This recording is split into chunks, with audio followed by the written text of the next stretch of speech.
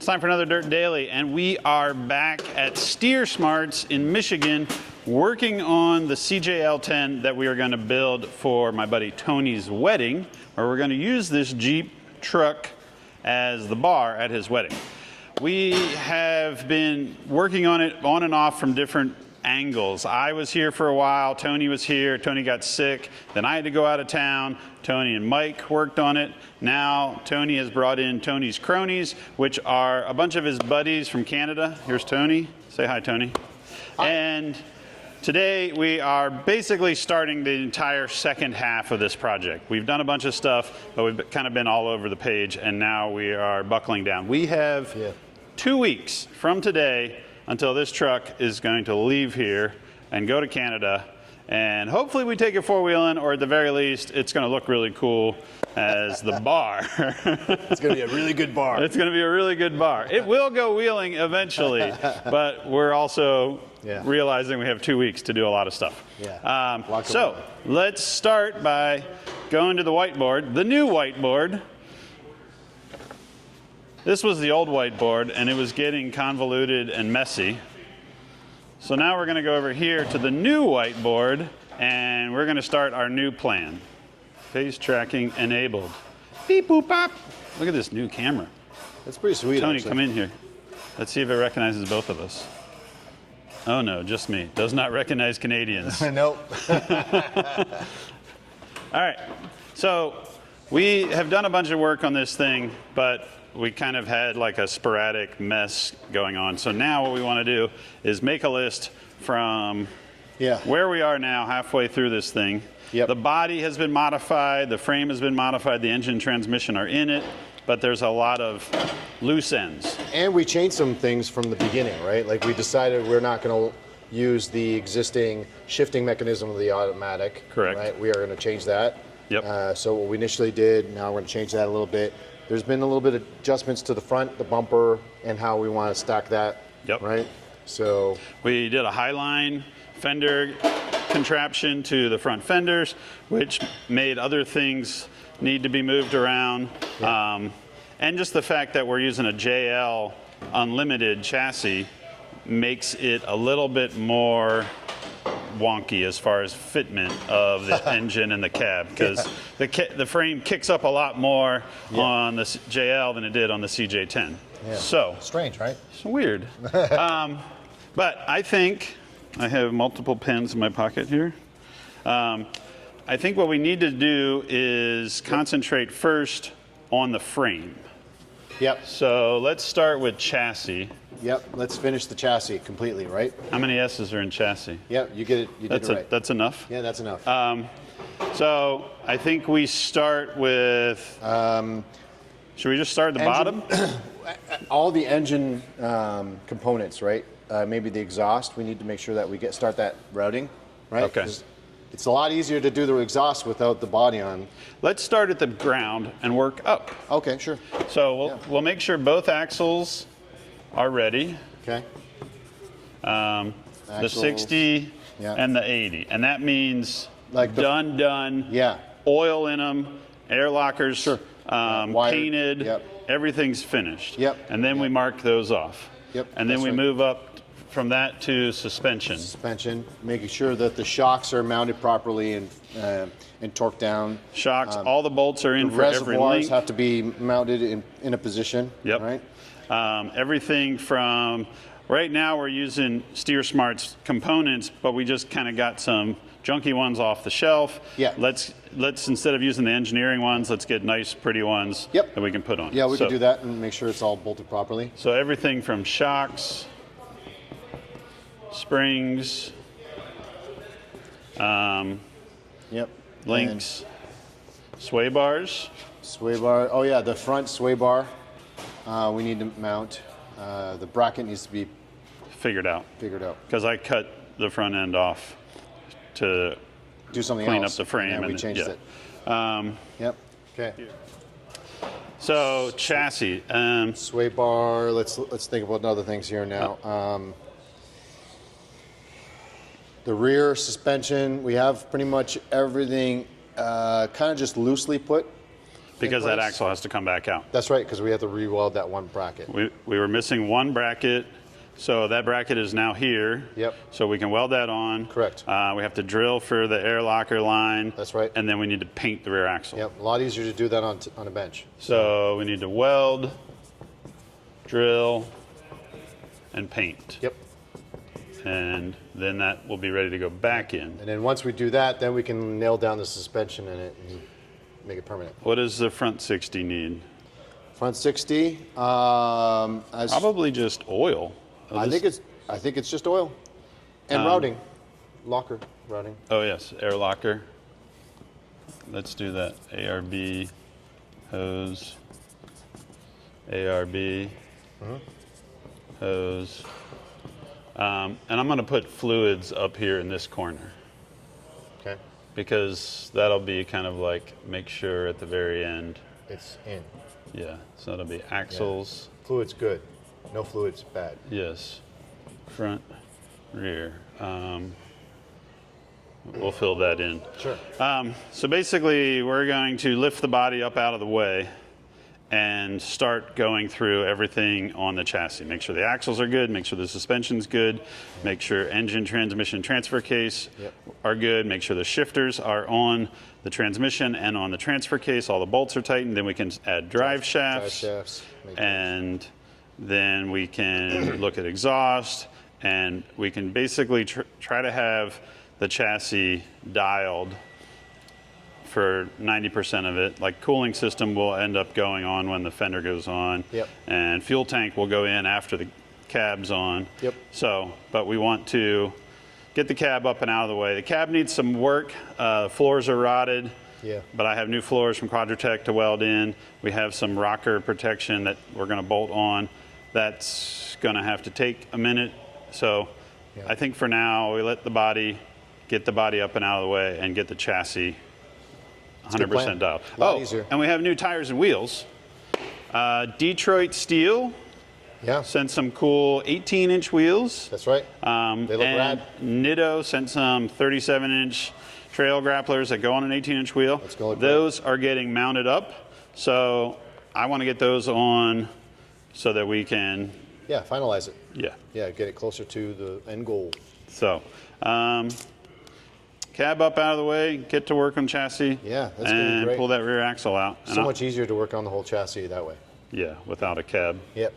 Yeah. And we should try to position the exhaust manifold, right? Yep. And see how close that is. Yeah, because there's a body mount or a motor mount.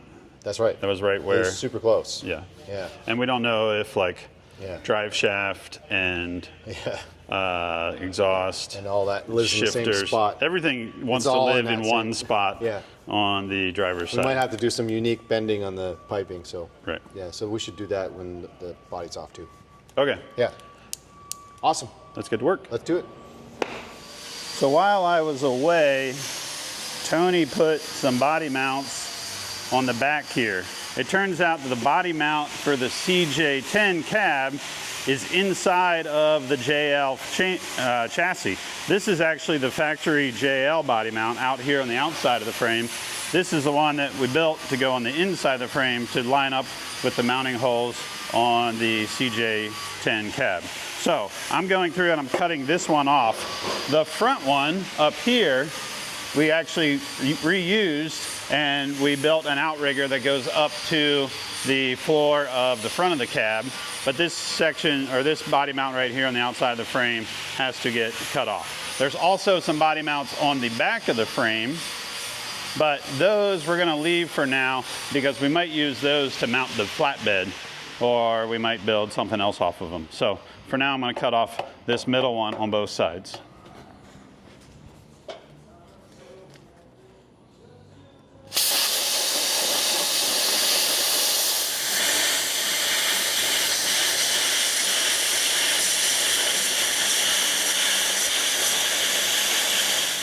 Pulled the rear springs out of the back of the suspension, dropped it to full bump, took this piece of metal and laid it across the tops of the tires and measured from the top of this metal down to the frame. We have from this point down to there is 9 3/4 inches. The idea is that these tires are 37s this piece of metal is 1.5 inches. So if we ever want to step up to 40s, we need to make sure that it will clear the bed. So 37s plus 1.5 inches is 9 3/4 off of the frame. So when we do put the bed on here, we have a mark right here on both sides, and we know the bottom of the bed needs to be that high up off of the frame. It's going to be kind of high when this whole thing's up in the air, but we want to make sure that the Jeep can articulate and the tires can stuff. It's pretty unusual that the coil springs will collapse completely and the bump stops will collapse completely and the tire will be smashing into the bed, but it's not unusual under articulation for the tire to get up wedged up in there. So we're going to go with 9 3/4, maybe 10 inches off of the frame to the bottom of the bed. And now that we have it bottomed out, we know where that's going to sit. Now we can pull this rear axle out. We have to do a few more things to the rear axle, put some paint on it, and then we can put the rear axle in for good and start buttoning up all the suspension. In front of me is the rear axle for the CJL10. This is a Dana crate axle. That means you can buy this axle assembled. However, it comes bracketless. This is the ultimate Dana 80. A Dana 80, you've heard of, everybody's heard of a Dana 60. Dana 80 is huge. This thing has an 11 1/4 inch ring gear. Most of you know a corporate 14 bolt, 10 1/2 inch ring gear. This thing, an inch, almost an inch bigger diameter ring gear. I went with a 488 ring and pinion because I'm running a 4-speed Atlas, so I have multiple low range ratios, and running the diesel, I didn't want a super low gear ratio because also it has a diesel and it has a 3-speed automatic that doesn't have an overdrive. So I kind of picked the middle ground, 488. You can go lower if you order one of these. This comes with 40 spline chromoly axle shafts. It comes with 4-inch axle tubes, and it comes bracketless, so there's no brackets on it. It now has brackets on it because I got a set up from Artec. Artec makes brackets, trusses, a lot of different components for off-road vehicles and axles. This is their JL bracketry that welds onto the Ultimate Dana 80. This is one of the first ones, kind of a prototype. We helped them with a little bit of design. There was a little issue on this side where the parking brake cable didn't clear. They redesigned it and sent us a new bracket for the upper link. So it is all welded together. ARB air locker. I'm running ARB air locker front and rear. Some people don't like air lockers. I love the ability to lock and unlock your differentials, whether it's for steering off-road or on the street driving. I have found that the ability to lock and unlock your diffs just gives you more capability and more options when you're trying an obstacle. And I know some people say, oh, air lockers, they don't work all the time. I'm like, well, most of the time, any problem with an air locker is installer error. And I'm crossing my fingers that Dana knows how to put air lockers in because Dana builds axles. So I'm not really too worried about that. This thing comes with a 1410 pinion yoke. Massive joint on the rear drive shaft. Here you can kind of see all of the bracketry. I do have some bump stop extensions that will go on here. They just bolt right on. We had to modify those slightly to get this top bolt in and out, but everything is coming together. Big disc brakes. Basically, the brakes are 3/4 ton Ram truck brakes. I don't know how that works because Ram uses AAM axles, but the brakes are on it. It's the same as what's on my Dodge truck outside. So I think that's kind of cool because I kind of have redundant parts on this trail rig as well as on my tow rig. I think that about wraps up the rear end. Dana, Ultimate Dana 80. The front's an Ultimate Dana 60 high pinion. This is an Ultimate Dana 80 low pinion. You can also see as I roll it down, the bottom of the housing is pretty smooth. There is 2 drain plugs on here. I don't know why they have redundant drain plugs, but they do. And there's a big cast iron diff cover. I'm gonna roll this thing outside and paint all of this bracketry so that it's painted and ready to go on. There's a breather right here. The air locker goes right there. I think you can put speed sensors on these axles.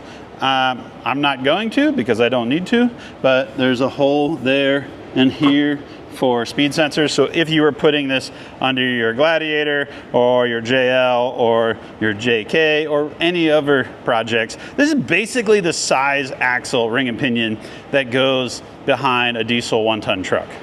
And it has 40 spline, which most 1-ton trucks do not have a 40 spline axle shaft. So it's pretty beefy stuff. Why did I pick this over a rear 60? I don't know, because it's awesome and it's huge, and maybe it won't always have a little Nissan diesel in it, and maybe it won't always have 37s. If I want to step up to larger and larger tires and bigger horsepower and torque, I don't have to worry about the rear end. And I like over axle under engine. Like, that's my jam recipe, because you can just stand on the gas and usually you don't have to worry about these parts.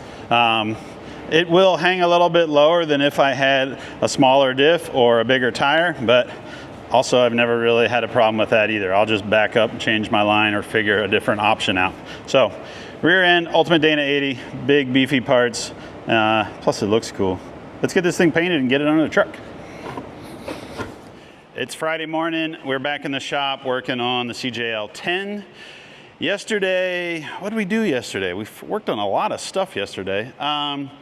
The frame rail had some body mounts, we cut those off. The rear Ultimate 80 is all dialed in. It has the air locker plumbed. It has the RTEC mounts for the rear suspension all welded on. We painted it and we rolled it underneath the axle this morning because we want to get all the links in, drop it down to full bump, put the Tom Woods rear drive shaft in, and make sure that everything's clear.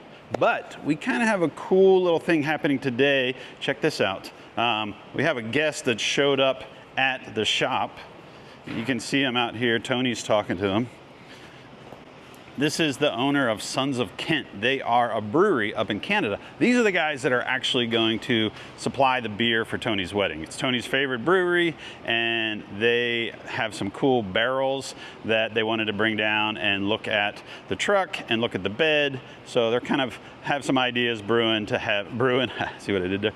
They have some ideas brewing to mount a barrel in the bed of the truck that everybody will get their beer from. So they're working out some ideas right there. I need to get back to the truck. We got to get that rear suspension in. I want to have all the suspension dialed underneath the truck by the end of today so that we can start chipping away at everything else. Fuel system, get the body back on, exhaust, a never-ending list. All right, let's get to work. It's Friday night, hanging out, doing rad stuff. We spent the day working on the CJL10. We have the entire rear suspension figured out and buttoned up. It has an Old Man Emu suspension, has Old Man Emu BP51 shocks. It has a Steer Smarts track bar. Everything is buttoned up on the rear end, other than oil in the rear axle, brakes, and putting the line to the air locker. Everything is ready to go. But, and we also put the Tom Woods drive shaft on the rear axle to the, from the Atlas down to that big Ultimate 80. What else did we do today? Well, we put the cab back on, but the cab is not staying on, but the cab is in place so that my buddy Eric came over and he did a bunch of wiring and kind of cleaned up under the dash. Zach and Nathan also helped me out today. We did a little body work on the roof. This is the old roof, and it had a bunch of holes in it where there were some lights through. So we got this cool little plug kit from Eastwood, and we welded in all those plugs. Definitely we're not body guys, but we did some body work and it turned out pretty good. Really the goal was to not let the rain in. And we'll probably end up drilling more holes in the roof later on. Tomorrow's project, we're gonna get this gas tank, fuel tank, diesel tank mounted roughly in that area right there. I trimmed the cross member. The cross member usually went across and had like this hump in it. And I cut that and I put a plate on it. And then I decided I don't like that look at all and I don't like that project. So tomorrow I'm putting a new cross member in further back, and I will cut that one out and then mount the fuel tank. It's probably going to sit on the old body mounts. So I thought maybe the tub or the bed would mount on those body mounts, but I think those body mounts are going to hold the fuel tank. The guys came by and looked at the bed to put the barrels that are going to hold the beer in it at the wedding, and it's getting late. I want to keep working, but I don't think I can because I'm not seeing straight. So I'm going to wrap up today and come back in tomorrow, get that fuel tank mounted, and there's still a ton of stuff we have to do. There's like this little cross member under the crank pulley that needs dealt with. The front suspension's 90% dialed, but we have to do the front track bar and steering, all those Steer Smarts parts. I got a shifter for the automatic transmission and it didn't work, so that's going to have to be replaced with a different shifter. Basically, the list is we're marking stuff off, but we're finding other problems, so I think we're slowly chipping away at it. Tony had to run off earlier today and do some wedding planning stuff, so we are running it solo. Oh, these are not the wheels and tires. Let me show you the wheels and tires. They're really cool, I think. They are these, let me see if it'll zoom down here. Hey, look at that. These are the wheels and tires. These are some steel wheels from Detroit Steel Wheel. I think that's the name of the company. I probably shouldn't talk about it if I don't know the actual name of the company. But some cool new wheels and 37-inch Nitto trail grapplers. So we'll talk about that more another time because I don't really know what I'm talking about because I'm sleepy. Okay, let's wrap it up. We'll be back here tomorrow doing more of the same on this old Jeep truck thing. Maybe I'll deal with floors too. The floors are a mess. Okay, more tomorrow. I'm back. I came in today, it's Saturday, and it's pretty quiet in the shop. Nobody's working at Steer Smarts today. Tony wasn't able to make it in. He had some issues going on. None of Tony's cronies are here, which is great. I mean, it's great having those guys here. It's also great to have a day where I'm not trying to like coordinate the project and give people projects and jobs.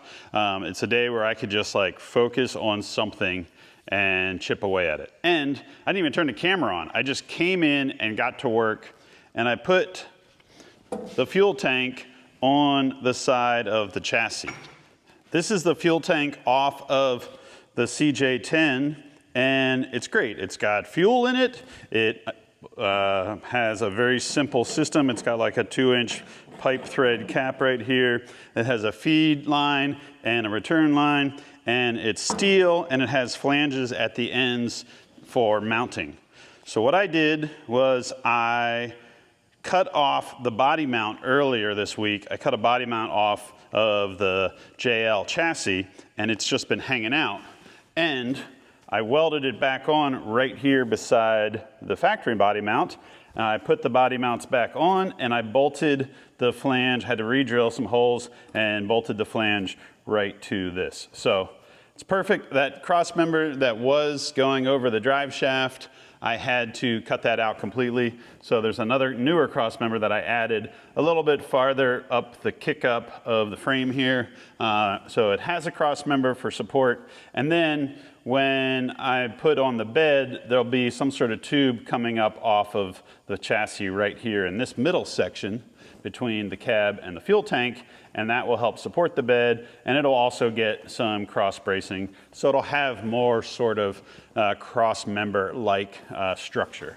So fuel tank is in. It's not in 100% because I want to take it back out, and I'll probably need some space here to weld that up right for when we're doing the fuel, or not the fuel tank, when we're doing the bed. But I like where it sits. It's easy to get to. This is just like 2-inch threaded pipe that comes out of here and then has a cap on it.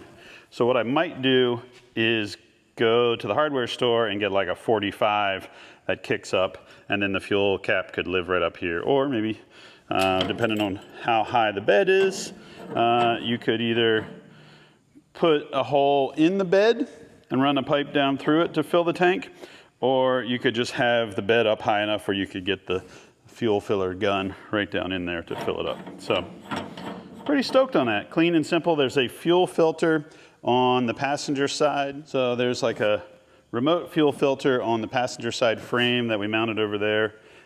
We kind of guessed when we mounted it, and it's really close to the bottom of the cab, but it's going to clear. So we'll have a fuel filter there, and then there's another fuel filter up on the engine. One more thing off the list. It's not like off the list completely because it's going to get removed and put back on, but I like how it's working out. So next step, the steering. Let's go up to the front.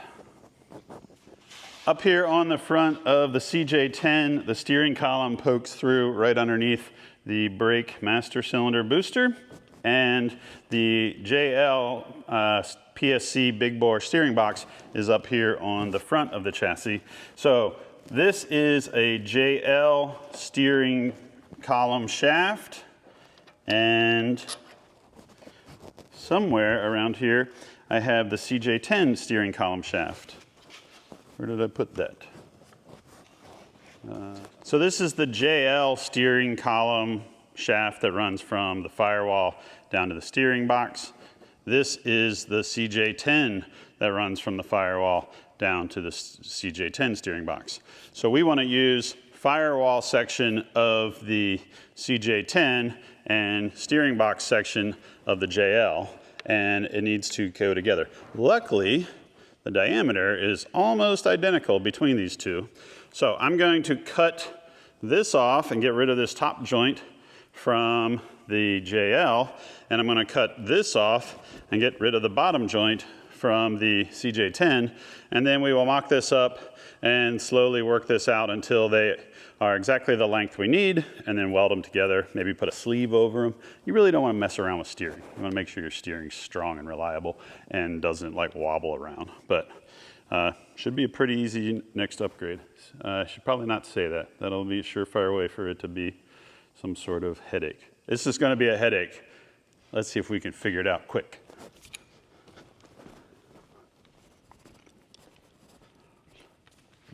Look at this, new steering shaft. This will go to the CJ10. This will go to the JL steering box, which is actually a PSC big bore box. It still collapses. This is where I welded it. Now I'm going to paint it. I thought about trying to find a piece of metal to sleeve over this, but I couldn't find anything. But I think in the future, that's what I would probably do, is if I was doing this again, I would find a piece of tubing that grabbed both sides of it. But I really don't see this breaking. It's good weld all the way around. You want to make sure that it can still collapse enough to get onto the steering box and then reach up and then expand up to the firewall. But, all right, I'm going to put a coat of paint on it. The cab is not actually installed 100% yet, so I'm not going to install this, but I will put all the hardware with it once the paint dries and put it on the shelf with all the other parts so that when we are ready to install it, you can just grab it and bolt it in. The CJ10 came from Iowa, and because it came from Iowa and back east, it's got a lot of rust. The floors on this are pretty bad. I could probably cover them and get away with it for a bit, but I tracked down these. These are replacement floor pans, and I got them through Quadratec, and these are actually Mopar approved, Jeep approved. So my plan is to put this in there. So what I'm going to do to start is come in with a cutoff wheel and try to cut out the rust. I don't want to use all of that pan because it runs all the way up to the firewall, and there's solid metal up there. It's really just right here underneath the driver and passenger's feet, and which is kind of ironic, but not really, because there are plugs in the tub right here and here, which were never knocked out. You can see these plugs right there. So nobody ever knocked those plugs out, and because they never knocked those plugs out, the water just kind of pooled up in there, and then it rusted. And they actually did another repair on top of this. There was a piece of metal on both sides that was kind of riveted down. And so rather than fix the old rust and open the hole, they just riveted another piece of metal over top of it and let it rust even more. So I've already peeled out the other piece, and now I'm going to cut out some holes here, and then I will try and cut and form the other piece, the new piece of metal, into this and try to get it to line up, and then I will weld it in. I don't know, I haven't decided yet if I'm gonna try to butt it up or overlap it a little bit and then weld it. Overlapping it is probably best because it allows you to cut it and have a little bit of room to fudge it, but we'll see. I'm gonna just start cutting and see how far I have to cut to get to solid metal, and then we'll figure out how we're cutting the new floor pan to fit down in there. I'm chipping away at the floors. This was all rusty. That was all rusty. I don't know if you can see, but the driver's side, I have a floor pan in already. What I did was I cut, on the passenger side, I cut a big square out of all the rust. It's not perfect along the edges, but, so what I did was I got floor pans, these floor pans that came from Quadratec, and I cut, it had a big piece that stuck up here. Here it is, I can show it to you.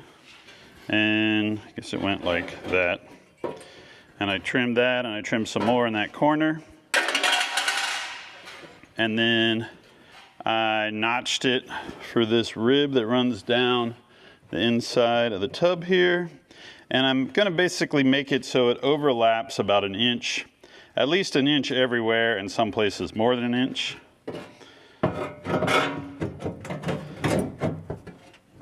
And that's gonna sit just like that.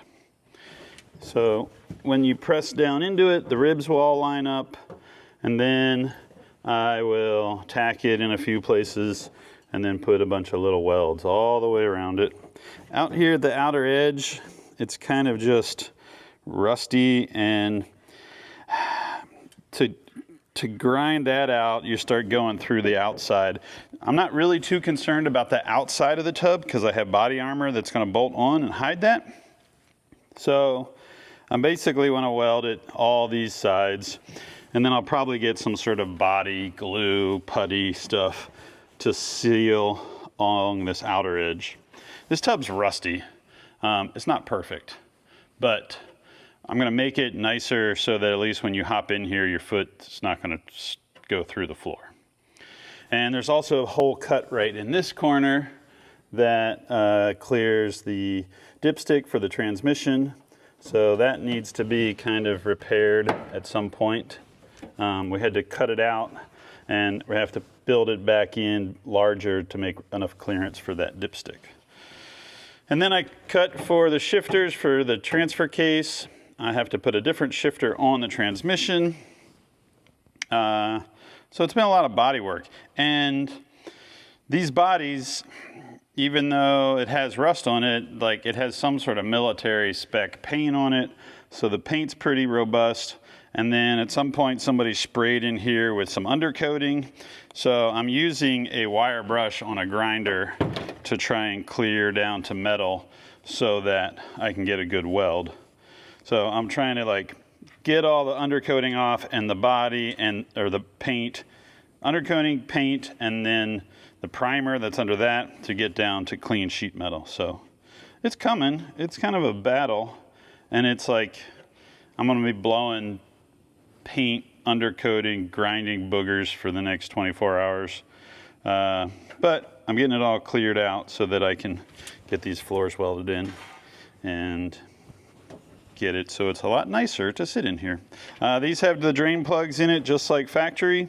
You could put plugs in them or you can leave it open so the water runs out and doesn't cause the thing to rust. Luckily, this Jeep's going to California, so there is rust on it, but it'll probably not be progressively getting worse by living in a hot, dry state like California. We do get rain there, don't get me wrong, but I think it will be better off than it is now. So grind a bunch of paint and gunk and slop off of here. Probably wipe it down with acetone to get some more of that sticky body undercoating off. And then I don't know if I'm going to get to welding it today. I might wait until tomorrow, but it's coming together. It's better than that big hole in the floor. Oh, so in case you're wondering, what I like to do is set this in here, push it down into where I think it's going to live, or close to where it's going to live, and then I grab a paint pen and I just go around the outside edge.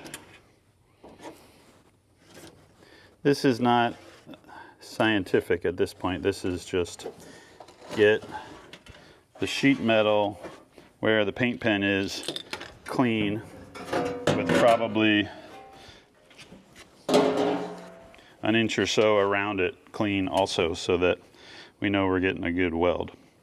And then we'll come through and we'll clean up this hole so that there's no razors underneath there in case you're working up underneath there on exhaust or some other stuff down the road. All right, grind. Back to the grind, literally. I don't know where I put my safety glasses. Probably need those.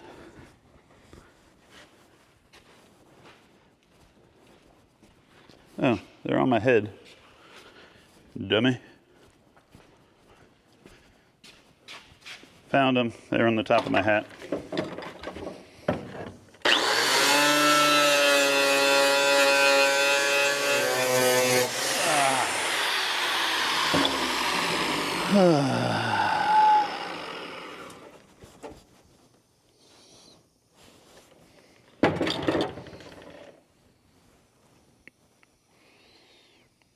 What a mess.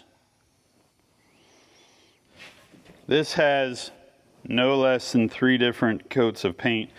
There's a red primer, then it looks like there's a gray primer, and then there's the green. So they put a lot of paint on this when they painted it back in 1985, but somebody forgot to pull the drain plugs and then it rusted away, which is pretty dumb because all they had to do was pull the drain plugs and the water would have went out and it probably would have still had solid floors.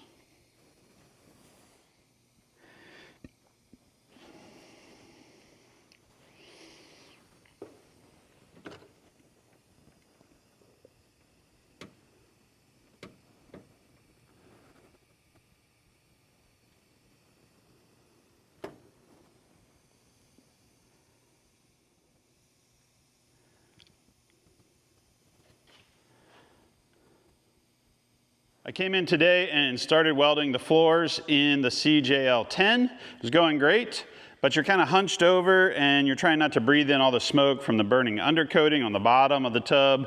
And so I decided to take a break and work on this project. This does nothing to get the CJL done in time for the wedding, but it was something cool and I needed a little break from my big project, so I stepped over here to this. I have never owned a truck with cab lights, and I think they're cool looking.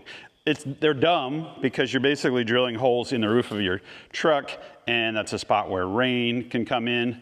But, and we just did a whole bunch of work to fill in all these holes on the top, which it turned out pretty good, okay-ish.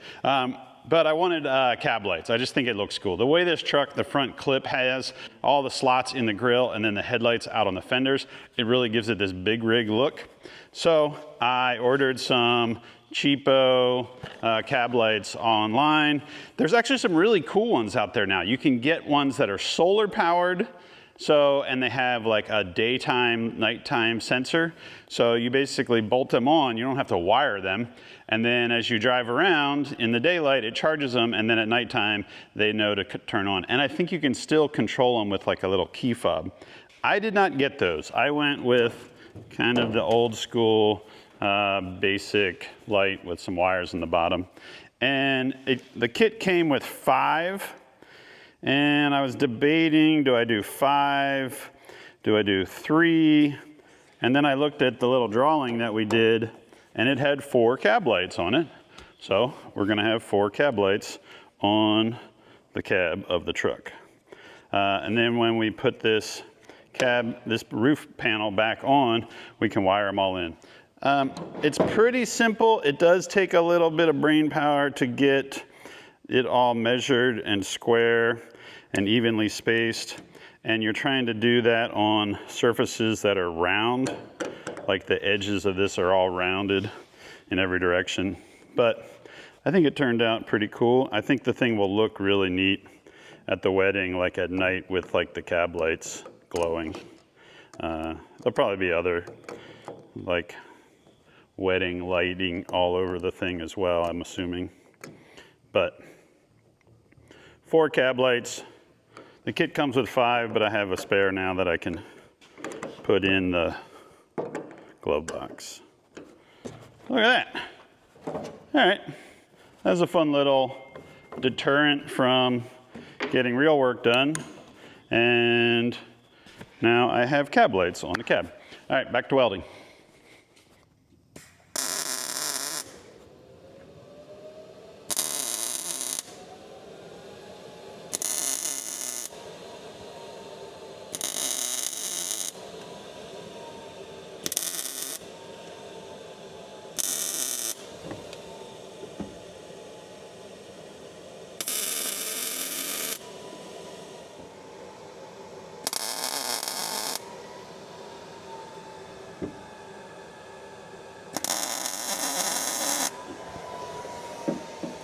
I've been working my way around this panel.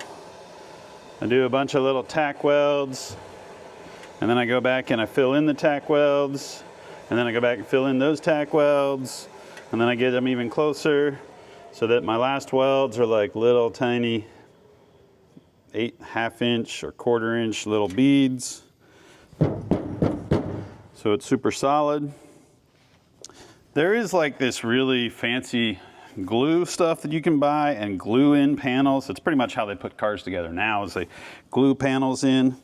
And that's probably what I will do on this outer section where this panel meets the outside of the tub, because it's so rotten there's really nothing to weld to. So I'm gonna weld all this structural solid steel all the way around here, and then on the outer edge I'll get that glue stuff and I'll just spooge it into those corners, and hopefully that will seal up. Again, this thing's not going to be 100% waterproof forever. I'm probably going to leave these holes open, but at least the floor is solid. Somebody could get in here and not worry about their foot going right through the floor. So I did that. I put the centerpiece back in and I notched it out for the Atlas shifters. There's a section of the firewall right here that was crashing into the transmission dipstick. I cut all of that out more, and so it's coming together.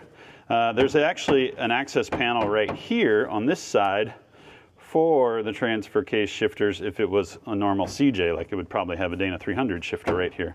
Of course, it's completely on the wrong side. So. But it's good. Everything's coming together. It's a little bit ugly right now, so I'll probably end up going back and like sanding it down and try to make it look prettier, but I don't think it's ever going to be perfect because I'm trying to weld to old rusty metal.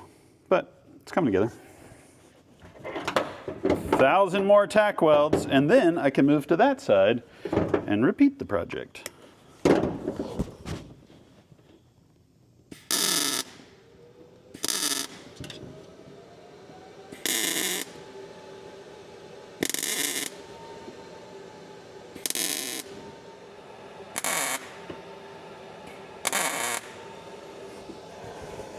So what I do is, after I weld a bunch of sections, come in with a wire brush, try to clean it, and see if there's any little sections that I missed.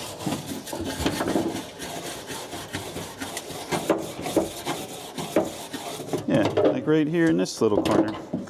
There's a few spots. You really don't want to get too much heat because it'll burn through. This Miller welder, I can set it down to the gauge of steel. I think I'm welding it at 18 gauge.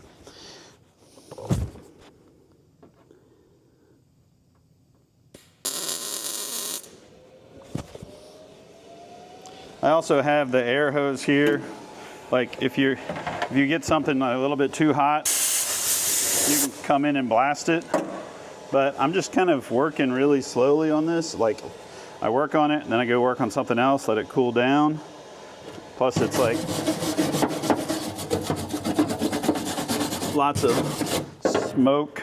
Like the backside of the tub has undercoating on it, so every now and then little puffs of smoke come up out.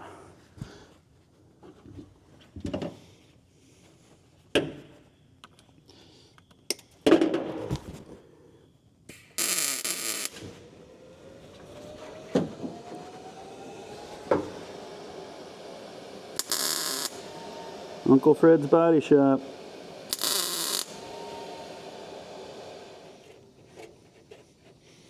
Another thing I could do is out here on this outer edge is drill up from the bottom and put like 1, 2, 3, 4 little 1/4 bolts down through here and help clamp this together just to help seal it up, and then we can fill in that gap some more.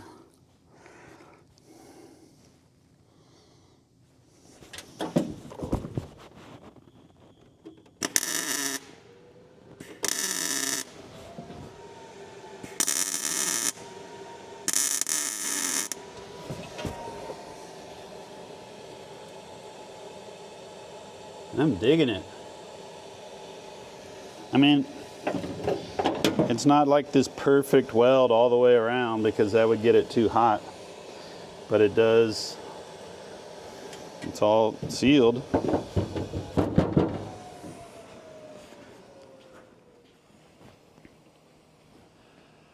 It's time to wrap it up for today. I spent all weekend in the shop and I feel pretty good about it. I got the floors replaced. I put a little bit of primer on it. There's a spot right in this area by the throttle pedal, gas pedal, not gas, diesel, a throttle pedal, that I'm gonna have to hammer. It has like, there's like a kick down lever on the transmission that hits the tub right there, because even though it's the stock transmission that came with this tub, now the tub and transmission are in different locations. The tub's actually a little lower. So I have to hammer that, so that's not welded yet. But the passenger side is all welded in, the driver's side is 95% welded in, and there's also a hole in the firewall on the far side where the dipstick for the transmission had to be clearanced. So I have to figure out a way to patch that. And it's not an easy square shape. It's like a weird triangle curve thing. So I was chipping away at that, but I was getting tired and not really making any sense with what I was doing. So I was like, you know what? Plus I cut my finger, my thumb. And then I was like, you know what? Oh, and plus the battery's flashing because the battery on the light's almost dead. So I'm gonna wrap it up. Another good day of work in the shop. It was Saturday and Sunday, so I was in the shop. The crew will all be back again tomorrow, which is good because then I have more hands on deck. It is fun though to kind of work solo on this project at times because I can just focus on what I'm doing and I'm not answering questions. So we did a lot of work. I did a lot of work. I still got a lot of work to do. I think we're down to like 10 days from today until it needs to be getting on a trailer and going to Canada and being used as a bar. I want it to run and drive. I don't want to like winch it onto the trailer and push it off the trailer at the wedding. We could do that, be kind of lame, but I want it to run and drive. And it should run and drive. All right, flashlight's flashing at me. It's time to go home. We'll answer more questions tomorrow, or we'll do more stuff tomorrow, or something will happen tomorrow because nothing else is going to happen tonight. We'll see you guys tomorrow. I can walk around the shop. Here's the torch that I had out today. And over here's the welding table. Made a giant mess there. There's the front clip sitting there. Notice how I brought my welder and my plasma cutter, but the cart doesn't have a spot for a bottle, so the bottle rides around on a hand truck. So anytime you want to move everything, you got to grab the cart with the welder and the plasma cutter and the hand truck and this like long 220 cord that goes all the way over to the wall over there. So, oh, and the cab, like the roof is still off, but I did get the cab lights on over there. So, I don't know what else to show you. I'm sleepy. Time to go to bed. Start again tomorrow. Bye. It is Monday night, and we have a whole crowd of people in the shop. David Tracy is visiting. David's friend Jamie. Another Autopian reader. Buford. These guys, if you don't know David Tracy, he has a website, and he used to work with Tony Carvalho at Jeep a long time ago. It was an honor. It was an honor. So they showed up. They were in Detroit for a wedding or something, so they came over and we put them straight to work. And we're doing brakes. Today has been a busy day. We also, there's a big dent in the bottom of the tub right here. Might be hard to see because it's painted black already. That dent was put in to clear the kickdown lever. We also painted the new floors in the tub, and I don't even know what else we did. We got some new hardware. We're getting ready to install the cab for the final time, but before we install the cab, I wanted to make sure that some brake lines were run because it's much easier to do that with the cab off than sitting down on the chassis. So it's kind of a hodgepodge right now. It doesn't look like it's done, but it was actually further along before when it was all assembled, but I had to take it back and forth again, which is kind of nice to have a lift because you can lift the cab right off and work on things. Oh, I got the new front Tom Woods drive shaft in. Of course, I need a strap kit for that pinion, so that's not together. This is the kickdown lever that I had to clearance. I ran some new transmission cooling lines that'll run up to the front. Rear drive shaft is in. Everything's coming together. Rear suspension is pretty much complete, and we need to get the brakes run and the cab on this thing, and then we can start mounting that bed. Just your normal Monday night at Steer Smarts, trying to get the CJL done. Tony. Yeah. How many days before the wedding?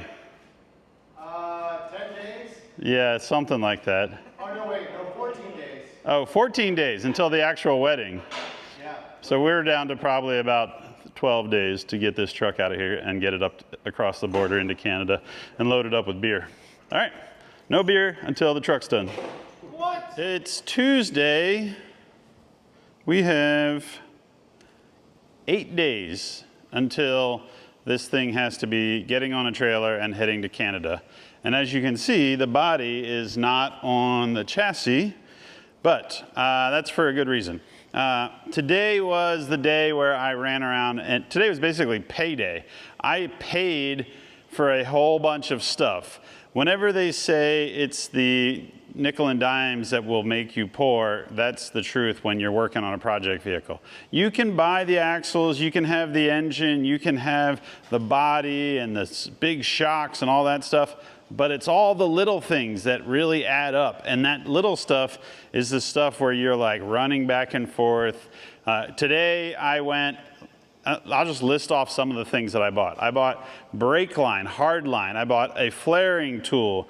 I bought a gasket for the exhaust that goes in between the manifold and the downpipe, and it was wrong. So we got to figure out what the right one is. I bought a bunch of little P clamps to hold the brake lines as they run down to the axles. I bought hose. I bought hose for the fuel line. I had bought 3/8 hose. Turns out it's 5/16, so I went back and bought 5/16. Then I mounted all of that. What else did I buy? Oh, I bought the front U-bolt strap kit for the yoke on the pinion of the Dana 60. Turns out it's identical front and rear. I had already bought the one for the rear, but I thought the front was a U-bolt style. So I bought the U-bolt kit, and when I went to put it together, I was like, oh, these holes are threaded. That means it needs a strap kit. So I bought that as well. And I took the U-bolt kit and I just put it in the pile of stuff that I will use eventually. I bought coolant, oil filters, transmission fluid. I'm trying to buy all the stuff so that when it gets late and we're like, what can we do? We can like, well, change the oil in the engine or drop the pan on the transmission, change the filter on that and fill it back up with ATF. Basically buying all this little stuff. I have a whole list over there. I had to buy some adapters, some banjo bolts. Oh, that was another one. I bought the banjo bolts, bought 4 of them because there's 4 calibers, and turns out 3 of them were the wrong thread. So then I had to go back to that spot, and then when I went back, I bought more stuff because I was like, this store's got more things that I need. I have no idea how much I spent today. I don't even want to look. But whether you're building your first project or your last project or somewhere in between, you will find that there is a day where you're just like scrambling to get all the little stuff. You need all these little things, fittings, hoses, clamps to route them perfectly, and heater hose. I bought heater hose for this thing. I don't even know if the heater core works, but I bought new heater hose because stuff has been moved around and I figured it should be replaced. So every day on your project, there will be the day where you spend a whole bunch of money, and try not to look at your receipts at the end of the day because it'll just make you sad. But on the good note, we are really close to dropping the body onto the CJL10. The problem is I ordered a transmission shifter. I started with a Winters shifter to go to the TorqueFlite 727. And it turns out that the way the linkage on that is set up, it's going to crash right into the front drive shaft because it basically hangs way out on the driver's side of the transmission. So boxed that back up, and now I ordered a Genie shifter. A Genie shifter mounts on top. It's kind of like a low car style. Low car has a button you push to shift it. Genie, you kind of pull it sideways to shift it.